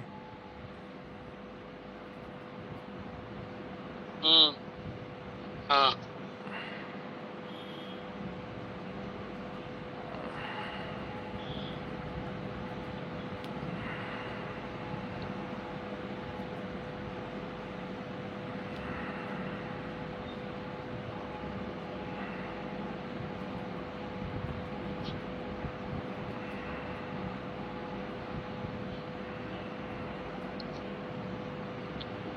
यहाँ लिखा है ऋचः स्तुति विद्याएं व ऋग्वेद मंत्र, समानी मोक्ष ज्ञान व सामवेद मंत्र, यजुषा सह विद्वानों के सत्कार सहित यजुर्वेद, सहित छंदासी अर्थात अथर्ववेद मंत्र और पुराणम अर्थात पुराण वृत्तांत, यानी ऋग्वेद के मंत्र दे दिए, सामवेद के मंत्र दे दिए, यजुर्वेद के मंत्र दे दिए, अथर्ववेद के मंत्र दे दिए और पुराण। पुराण का अर्थ आगे भी पढ़िए जयदेव ना, शर्मा जी ने किया है। इधर गया। आगे भी पढ़िए, हाँ। पूरा पढ़िए। जी जी। पुरातन पुराण शेषकंदास जी का पढ़ रहा हूँ। पुरातन वृत्तांत सब और काश में सूर्य में ठहरे हुए सब गतिमान लोग शेष परमात्मा से उत्पन्न हुए हैं। यहाँ भावार्थ लिखा है, परमेश्वर से सब उत्तम कर्म और वेद आदि। पदार्थ पढ़ ले पहले, फिर भावार्थ पर आइए। पदार्थ पूरा पढ़ लीजिए पहले। हाँ, पदार्थ पूरा पढ़ दिया। स्तुति विद्याएं व ऋग्वेद मंत्र, मोक्ष ज्ञान व सामवेद मंत्र, यजुषा सह विद्वानों के सत्कार सहित व यजुर्वेद सहित आनंद प्रद कर्म व अथर्ववेद मंत्र, यानी चारों दे दिए। और पुराण यानी पुरातन वृत्तांत, यह सब और आकाश में वर्तमान सूर्य में ठहरे हुए आकर्षण में सब गतिमान लोग शेष परमात्मा से उत्पन्न हुए। अब इसका भावार्थ है, परमात्मा ने सब उत्तम कर्म और वेद आदि शास्त्र सब पदार्थ मनुष्य के सुख के लिए प्रकट किए हैं। इसके ऊपर जयदेव शर्मा जी ने भी भाष्य किया है। ऋचा है ऋग्वेद के मंत्र, सामान्य सामवेद के मंत्र, सहस्त्रों सामगान के वेद, छंदासी गायत्री आदि छंद अथवा अथर्व के मंत्र, यजुषा सह पुराणम यजुर्वेद अर्थात कर्म प्रवर्तक मंत्रों के साथ साथ षष्ठी उत्पत्ति प्रलय आदि के वर्णन करने हारे मंत्र, ब्राह्मण भाग और आकाशस्य सूर्य आदि समस्त दिव्य लोक उस सर्वोत्कृष्ट परमेश्वर से उत्पन्न हुए। मैंने दोनों के अर्थ बता दिए। हुए नहीं, जयदेव होते शिव सिंह हैं, करता है जी। होते हैं। हाँ, उत्पन्न होते हैं। हाँ सॉरी, उत्पन्न होते हैं। ये अथर्ववेद का कौन सा कांड है? 11-7-24 सातवां कांड, सॉरी 11वां कांड 7वां सूक्त 24वां मंत्र।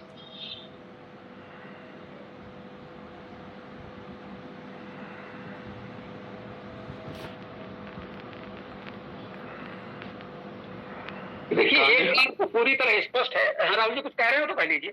हाँ, वही 11वां कांड 7वां सूक्त 24वां मंत्र। जी जी, बात हो गई ना?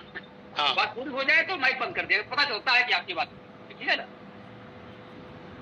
जी देखिए, एक बात तो पूरी तरह से हमें स्वीकार करनी पड़ेगी, कोई इससे सहमत हो या ना हो, इस एक मंत्र में 4 वेदों के नाम आए और साथ में पुराण शब्द तो आया। अब आया तो आया, इसे कोई भी लिपा पोती कर कर ये कहेगा कि नहीं नहीं ये पुराण नहीं कुछ, तो पुराण शब्द तो आया, इतना तो सबको मानना पड़ेगा जो जरा भी विवेक से वेद को पढ़ना चाहेगा। ठीक है ना? अब कोई अर्थ करते समय पुराण शब्द को बिल्कुल पी जाए और अर्थ कर दे तो इसको तो हम अर्थ करना ही कहेंगे। हाँ, यहाँ पर पुराण शब्द किस संदर्भ में आया, इस पर विद्वानों में मतभेद हो सकते हैं। पुराण का अर्थ पुराना, पुरातन, ये सर्वमान्य है, इस पर कोई आपत्ति नहीं है। अब ये पुराण कहा किसको गया? जो वर्तमान में प्रचलित 18 महापुराण, 18 उपपुराण हैं, क्या उनके लिए कहा गया, या ब्राह्मण ग्रंथ आदि जो हैं उनके लिए कहा गया? ठीक है ना? या और कुछ है जिसके लिए कहा गया, या सामान्य रूप से यही कहा गया कि ये जो वेद विद्या है यही पुरातन है, सर्वप्राचीन है, और इसी को कह दिया गया हो कि भाई इसी वेद विद्या को पुराण, पुरातन, प्राचीन मान करके आप सब लोग श्रद्धा से पढ़ें और इसी में आपके सारी बातों का समाधान मिल जाएगा। तो इस तरह की व्याख्याएं लोग अलग अलग कर सकते हैं। मेरा निवेदन यही है कि किसी एक व्याख्या से बंधे नहीं। पुराण शब्द आया है, इसे कोई नकार नहीं सकता है। अब ये पुराण किसके लिए आया है? अब हाँ, यदि वेद में ही कहीं ये स्पष्ट किया गया हो कि पुराण ब्राह्मण ग्रंथों के लिए आया है तो फिर उसे हम मान लेंगे। यदि वो इन जो 18 पुराण कहे जा रहे हैं इनमें से किसी का उल्लेख कर दे कि भाई पुराण में ये आते हैं तो हम उसको मान लेंगे, या कुछ और कहीं व्याख्यायित किया गया हो तो मान लेंगे। यहाँ पुराण शब्द आया है, उसका अर्थ पुराण, पुराना, पुरातन है, ये मान्य है। अब ये किसके लिए आया है इस पर आप सब लोग स्वतंत्र हैं। प्रत्येक पाठक वेद का प्रत्येक अध्येता स्वतंत्र है कि वो अपने विवेक से इसका भावार्थ, संदर्भ खोजे, सोचे और माने। इसमें ये कि भाई सायण जी ने लिखा है वही सही है, दयानंद जी ने कहा है वही सही है, मेरे विचार से ये भाव नहीं होना चाहिए। अथर्ववेद का जो आर्य समाज का अधिकृत भाष्य कह सकते हैं वो क्षेमकरणदास त्रिवेदी जी का है। इसका भी अर्थ कोई चाहे तो कर सकता है, तो ये बात हो जाएगी। कोई चाहे तो इसको भी देख सकते हैं। हाँ, ये 11वें कांड का कौन सा सूत्र था? 7। 11, 7, 24 ठीक है ज्ञान को।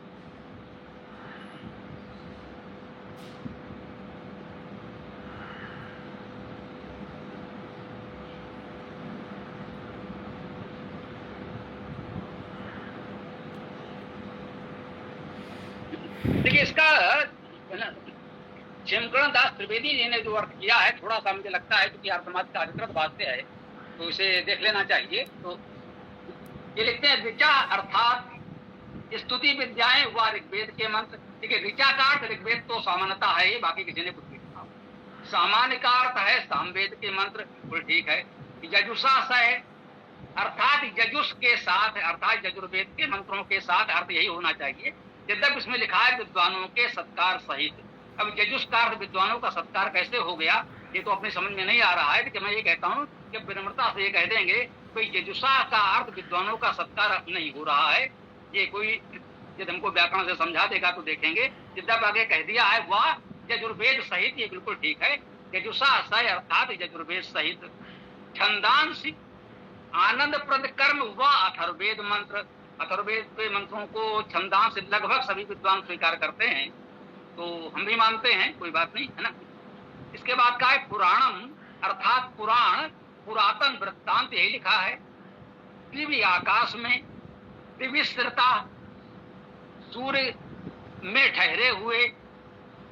दिव्य स्थिरता का दिव्य का अर्थ हुआ दिव्य में, प्रकाश में, दिव्यता में, स्थिरता उसमें आश्रित हैं। ये सब दिव्य में आश्रित हैं, दिव्यता में, प्रकाश में आश्रित हैं। दिव्य धातु के अनेक अर्थ हैं, प्रकाश मुख्य अर्थ होता है और भी बहुत से अर्थ हैं। तो कह सकते हैं दिव्य गुणों में आश्रित हैं, दिव्य लोक में आश्रित हैं, प्रकाश में आश्रित हैं। अब प्रकाश का स्रोत सूर्य है तो कह दिया है सूर्य में आश्रित हैं या ठहरे हुए हैं।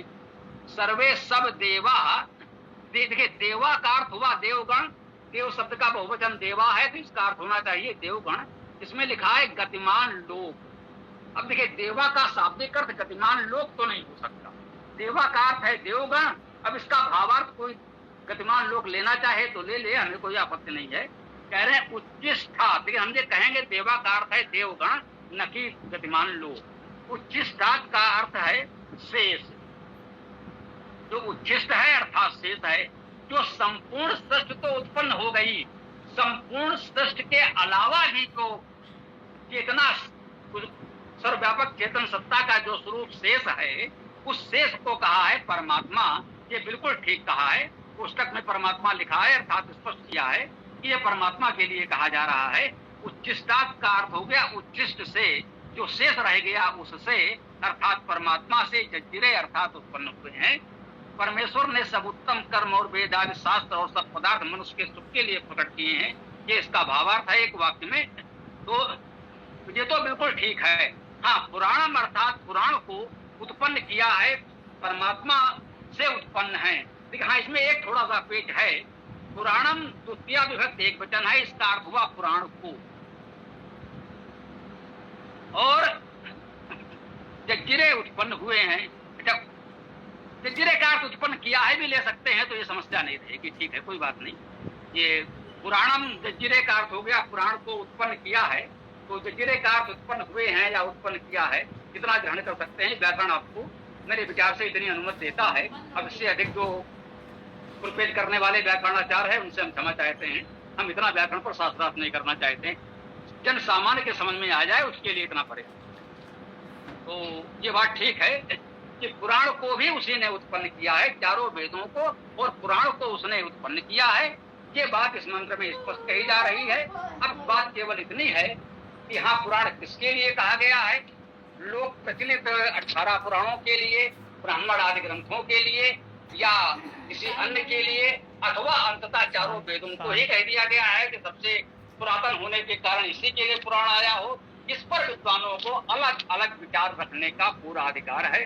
मैं यही कहूंगा किसी एक के साथ न बंधें, अपने विवेक से सबका मत पढ़ें, समझें, विचार करें और जो आपको उचित लगे स्वीकार कर लें।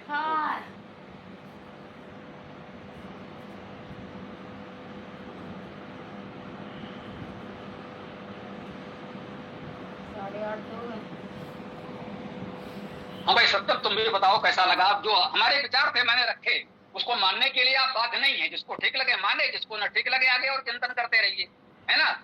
तो आगे बढ़ाते रहिए। सत्यम बोलो कैसा लगा।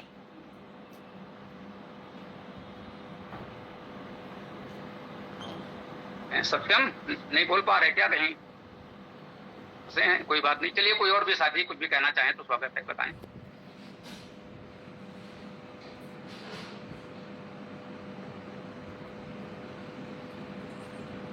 सांख्य दर्शन में एक सूत्र आता है, स ही सर्वविद सर्वकर्ता। तो सब कुछ उत्पन्न करने वाले तो परमात्मा ही हैं।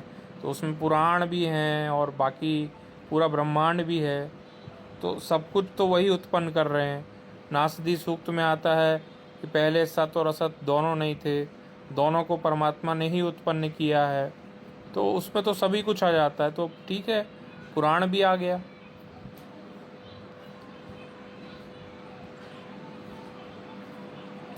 जी, जो नासदी का उल्लेख किया है, वेद में श्रेष्ठ सूक्त बहुत से हैं और सारे श्रेष्ठ सूक्तों में एक ही बात कही गई है कि सबसे पहले केवल एक परमेश्वर ही था और सब कुछ उसी से उत्पन्न हुआ है। जो ईसापुर जी ने कहा, बिल्कुल ठीक कहा कि भाई जब श्रेष्ठ नहीं थे, कल्पना करें जब कोई ऐसा समय रहा हो जब बिल्कुल श्रेष्ठ ही ना हो, तब क्या था।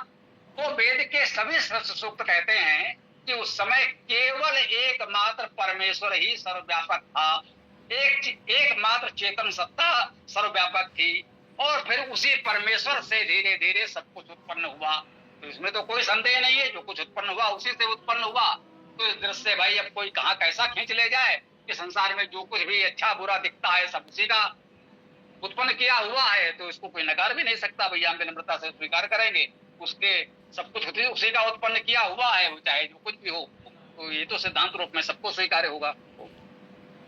दयानंद जी ने सत्यार्थ प्रकाश के तीसरे समोल्लास में लिखा है, जो ऐतरेय सतपथ आदि ब्राह्मण लिखे आए उन्हीं के इतिहास पुराण, कल्प गाथा और नराशंसी 5 नाम है। यानी पुराण शब्द जो है वो ऐतरेय सतपथ आदि को दिया गया है।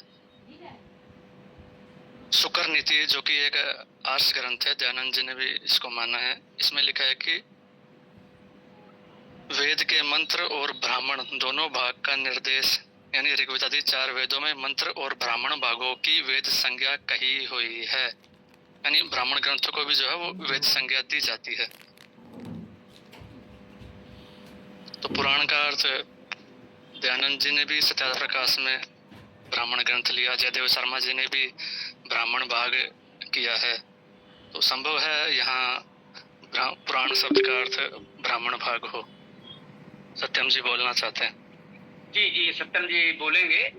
इतना ही कहना है कि वेद ब्राह्मण जो मंत्र नाम ध्येयम, ये तो एक पक्ष का मानना है जो शंकराचार्यों का प्रभावित पक्ष है, जिसे हम लोग परंपरावादी कहते हैं। वो तो इस बात को कहते हो, मैंने कहा दयानंद जी भी तब तक मानते थे। बाद में उनको लगा कि नहीं, मंत्र भाग ही मूल है, तो उन्होंने कह दिया, तो वो तो बात ठीक है। सत्यम जी बोलो। इसमें वही आ जाता है कि कुछ शास्त्र ऐसा बोलते हैं कि ब्राह्मण ग्रंथ को मानना मतलब वेद की तरह ही मानने जाते हैं वो।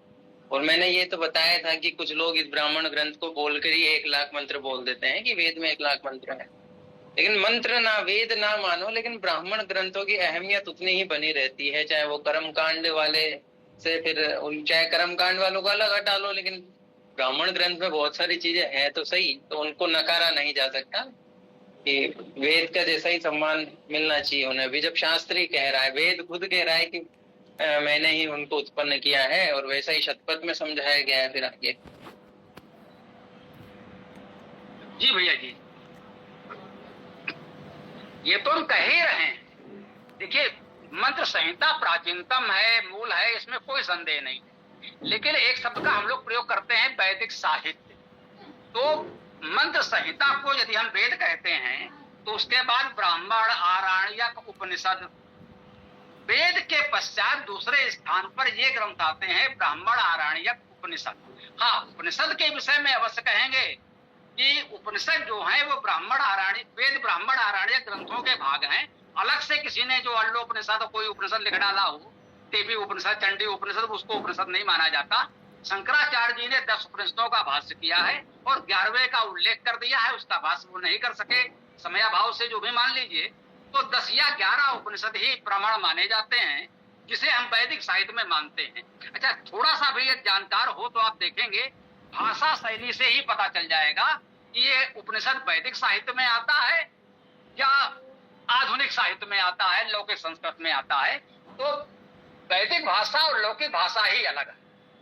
तो निश्चित रूप से ब्राह्मण, आरण्यक, उपनिषद ग्रंथ वैदिक भाषा में है। पूरी भाषा शैली वही है जो मंत्र संहिता की है। तो वेद मंत्र संहिता के पश्चात सर्वाधिक महत्वपूर्ण ब्राह्मण ग्रंथ ही हैं। बहुत सी बातें जो लोग प्रचलित हैं वेद में नहीं मिलेंगी। जैसे हम कहते हैं वेद में कर्मकांड नहीं है, बिल्कुल नहीं है। तो कर्मकांड कहाँ से चले? अरे भाई, ब्राह्मण ग्रंथों में कर्मकांड भरे पड़े हैं, अन्य ग्रंथों में कर्मकांड आए हैं। तो यदि आप केवल मंत्र संहिता पढ़ेंगे तो कर्मकांड तो नहीं होगा। अब इसमें थोड़ा सा हम ये प्रबलित लेते हैं, कह सकते हैं थोड़ा सा छूट या महत्व हम लेते हैं कि भाई मंत्र संहिता मूल है, प्राचीन है, प्रमाण है, हमारा मुख्य प्रमाण है। तो जितना मंत्र संहिता में है वो तो सबके लिए सर्वमान्य है ही। अब अन्य ग्रंथों में जो है वो देशकाल परिस्थिति के अनुसार, विवेक के अनुसार जितना उपयोगी हो ग्रहण करो। कोई नहीं करना चाहता है तो इतनी उसको थोड़ी सी छूट दे दो कि भाई आपको जो मानना है मानो, जो अपनाना है अपनाओ, किसी और पर थोपो नहीं। थोपना तो वेद भी नहीं है हमको, लेकिन ये तो हम लोग मानते हैं कि भाई वेद हमारा मूल है। वेद का अर्थ मंत्र संहिता से हमारा है कि वो प्राचीनतम है, मूल है, ये पूरा विश्व मानता है। तो वेद स्वतः प्रमाण है, अन्य ग्रंथ परता प्रमाण है।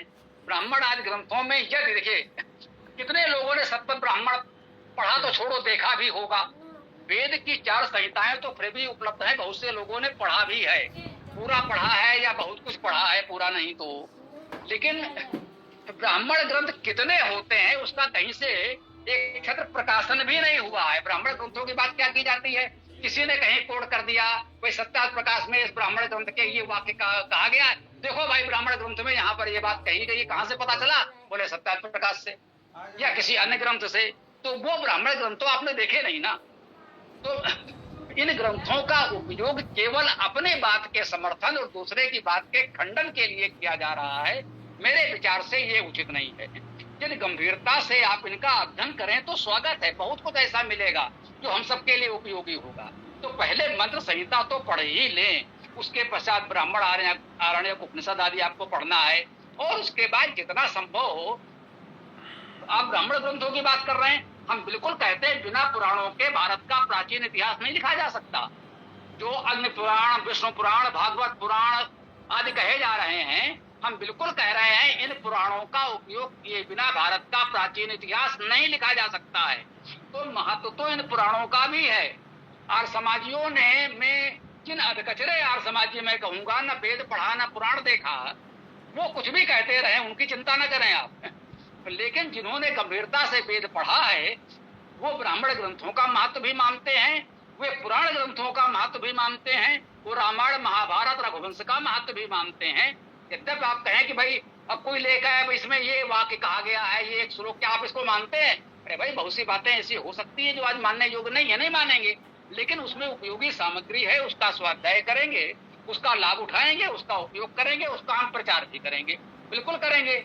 जब कोई एक दो बात उसमें ऐसी है जो आज की परिस्थिति में हमें ठीक नहीं लगेगी तो विनम्रता से हाथ जोड़ देंगे, हाँ भाई किसी मनीषी विद्वान ने उस समय लिखा होगा, भैया आज हमको नहीं ये उचित लग रहा है, इसको अपना नहीं रहे हैं, लेकिन जो अच्छी सामग्री है, जो उपयोगी है, अपना लो।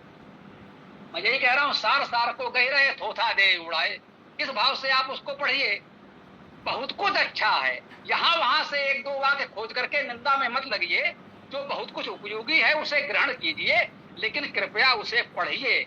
ऐसा नहीं किसी ने एक श्लोक पुराण का कहीं से खोज लाए, देखो इसमें तो ऐसी बात कही गई कि आप इसे मानेंगे, तो कोई ले आए, देखो पुराण में इतनी अच्छी बात कही गई है कि आप इसे नकार सकते हैं। या ब्राह्मण ग्रंथ के बारे में भी ऐसा ही कोई एक वाक्य ले आए, देखो पुराण ब्राह्मण ग्रंथ में ये कहा गया है, तो आप प्रमाण मानेंगे? अरे भैया मान लेंगे। देखो भाई, ब्राह्मण ग्रंथ में तो इसी बात कही गई कि आप इसे भी मानेंगे, वहां ये मांसाहार है कि आप मानेंगे कि भैया नहीं मानेंगे।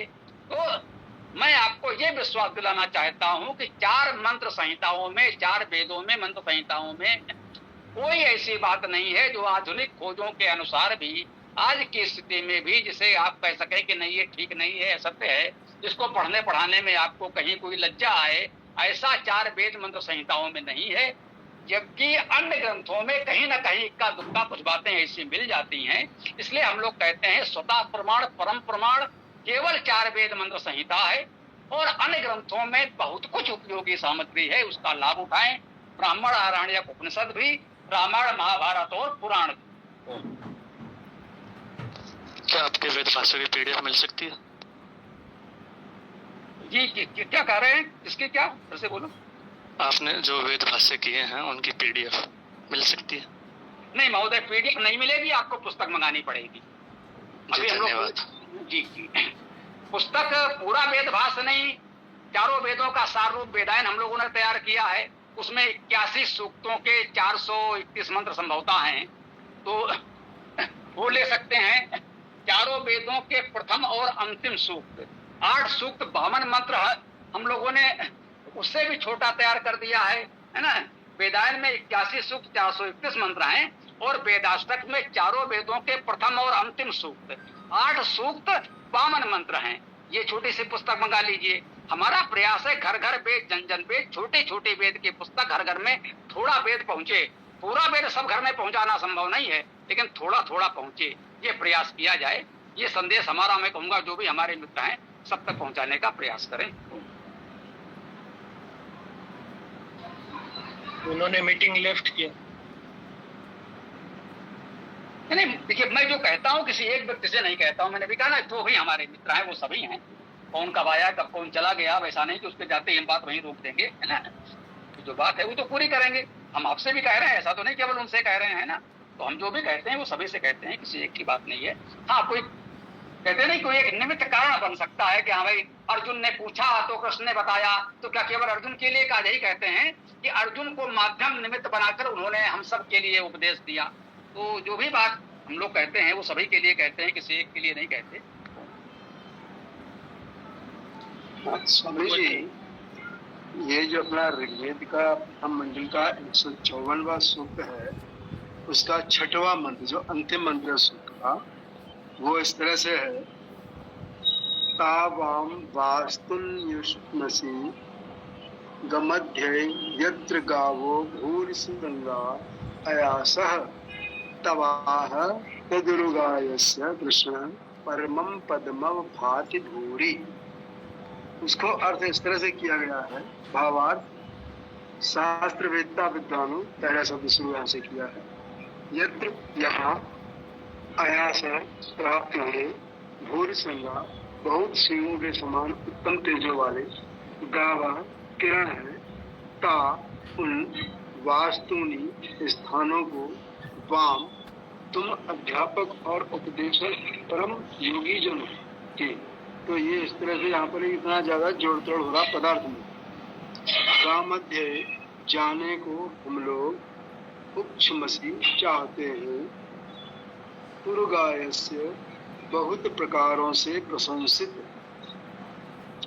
वृषण सुख बरसाने वाले परमेश्वर को फिर जोड़ दिया। परम प्राप्त होने योग्य पदम, इसको भी किया उन्होंने मोक्ष पद, यहीं से गड़बड़ हो रही सारी। भूरे अत्यंत अब भांति उत्कृष्टता से प्रकाशमान है, तत् उसको अत्राह यहाँ ही हम लोग चाहते हैं। अब इसका भावार्थ आया है, इस मंत्र में वाचक अलंकार है। जहाँ विद्वान जन मुक्ति पाते हैं वहाँ कुछ भी अंधकार नहीं, और वे मोक्ष को प्राप्त हुए प्रकाशमान होते हैं, वही आत्म विद्वानों का मुक्ति फल।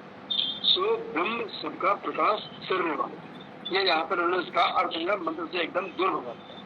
वही शायद भाष मंत्र इस तरह से करता है डॉक्टर गंगासार शर्मा जी का, हे यजमान एवं यजमान पत्नी, जो इस मंत्र में कहीं है ही नहीं। चलिए ठीक है, हम तुम दोनों के उस लोक में जाने की अभिलाषा करते हैं जहाँ बड़े सिंगों वाली गायें निवास करती हैं। अनेक लोगों द्वारा प्रशंसित विश्व का परमपद सभी प्रकार सुशोभित होता है। तो यहाँ भी बस में बात वो मोक्ष नहीं कर रहे, जो अपने से आर्थ में पहले में आ रहे। धन्यवाद। कौन सा मंत्र है, कृपया संख्या बताएंगे प्लीज? हाँ, ये मंत्र है ऋग्वेद का मंडल 1 सूक्त 154 154 मंत्र 6। धन्यवाद। हाँ हाँ, यही है।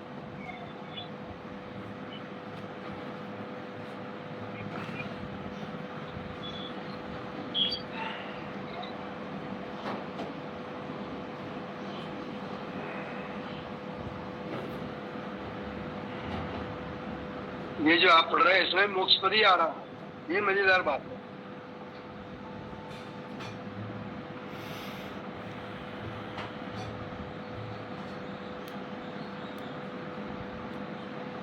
देखिए यही हम कहते हैं ना, मंत्र में शब्द है पदम, अब उसका अर्थ कर दिया गया मोक्ष पद। तो मंत्र में तो मोक्ष नहीं था, मोक्ष अपनी ओर से जोड़ दिया गया, इसको हम कहते हैं मिलावट। पदम था, इसका अर्थ आपको केवल पद लिखना चाहिए था, पद को लिख सकते थे, पदम का अर्थ है ना। लेकिन ये मोक्ष तो अपनी ओर से जोड़ा गया है, ये स्वीकार्य नहीं है। बिल्कुल ठीक बात है, हम मानते हैं इसको विनम्रता से कि हाँ भाई ये हमको स्वीकार्य नहीं है, इसको हम मिलावट कहेंगे, इसको हम अपनी ओर से जोड़ना कहेंगे। अब साइड भाष्य जो स्वामी जी डॉक्टर गंगा प्रसाद शर्मा जी कर रहे हैं, इसके आधार पर उसमें भी नहीं आ रही बात। किसमें सिर्फ इतना लिखा है कि विष्णु का परम पद सभी प्रकार सुशोभित होता है, हालांकि इसने विष्णु को विष्णु कर दिया। उसके बाद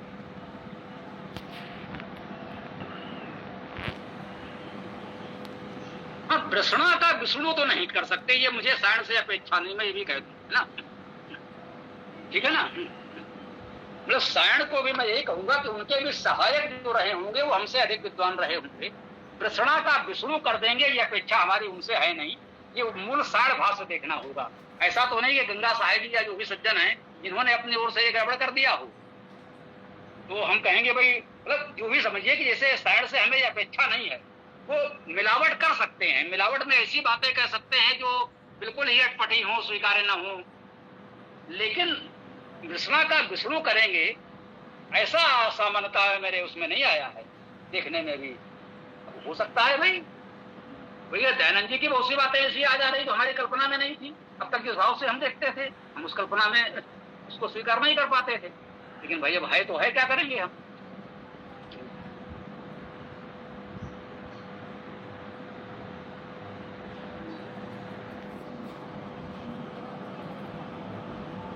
आज काफी गंभीर चर्चा हुई है वेद मंत्रों को लेकर के।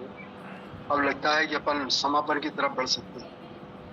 जी अवश्य, आज रविवार था इसलिए इतना समय हो गया। हाँ ईसा पुत्र जी, जो बोलना हो बोले और समापन मंत्र पाठ आरंभ कर दें। अभी मैं इस कक्षा के बाद वो उनका वीडियो देख लूँगा, वो जो है ना शिवांश, क्या नाम है उनका, जो जिनका शास्त्रार्थ हुआ था अग्नि, जी शिवांश जी, वो वीडियो देख करके मैं जितने भी वो उदाहरण दे रहे हैं यजुर्वेद वगैरह के, उनको मैं लिख लूँगा और हो सके तो अगली कक्षा में या फिर रविवार को, फिर से अगले रविवार को फिर इसी प्रकार से उन मंत्रों को ले करके उनका वीडियो बना करके फिर अपन प्रचारित कर देंगे कि इनका धातुज अर्थ ऐसा है और वो उनका गलत अर्थ वो प्रचार कर रहे हैं, क्योंकि वो अपने वीडियो में तो खूब प्रचार कर रहे हैं सब जगह कि भैया देखो यहाँ तो ये ऐसा लिखा है वैसा लिखा है। तो ठीक है, ये बिल्कुल ठीक है, वो मंत्र ले लेना फिर उस पर बात कर लेंगे। आज तो फिर आप वेदाष्टक का पाठ आरंभ करें। ठीक है। ऋग्वेद प्रथम मंत्र, ओम अग्निमीळे पुरोहितं यज्ञस्य देवं ऋत्विजं होतारं रत्नधातमम्। ऋग्वेद अंतिम मंत्र, ओम ओम समानी व आकुति समाना हृदयानि